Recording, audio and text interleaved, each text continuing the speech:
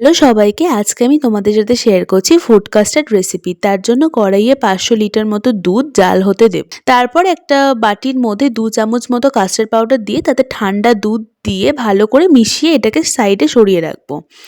এরপর আমাদের দুধটা প্রায় জাল করে অর্ধেক করে নেব। আর এর মধ্যে আমরা পরিমাণ মতো চিনি অ্যাড করব। চিনিটা তোমরা তোমাদের পরিমাণ মতো দিতে পারো, যে বেশি চিনি খাও তারা তেমনভাবে দিও। আমরা এখানে 2 চামচ চিনি দিয়েছি। আর তারপর দিয়ে দেবো আমাদের আগে থেকে তৈরি করা ওই কাস্টার্ডের মিশ্রণটা। এইটা দিয়ে আমরা দুধটা খানিকক্ষণ ফুটিয়ে নিলেই তৈরি আমাদের কাস্টার্ডের বেস। এরপর আমরা কিছু ফল কেটে নিয়েছি। আমি এখানে আপেল, কলা, বেদানা আর তার সাথে কমলা লেবুও দিয়েছি, আর একটু কিশমিশও দিয়েছি। আমরা প্রথমে ফলগুলো একটা পাত্রে ভালো করে ঢেলে নেব, আর তার উপর দিয়ে দেবো ওই আগে থেকে মিশ্রণটা। এই মিশ্রণটা কিন্তু ঠান্ডা করেই আমাদেরকে দিতে হবে, না হলে কিন্তু এটা ভালো লাগবে না। এইবার ফলের সাথে ফুড কাস্টার্ডের মিশ্রণটা ভালো করে মিশিয়ে ঠান্ডা করে নিলেই তৈরি আমাদের ফুড কাস্টার্ড রেসিপি। ভিডিওটা কেমন লাগলো কমেন্ট করো।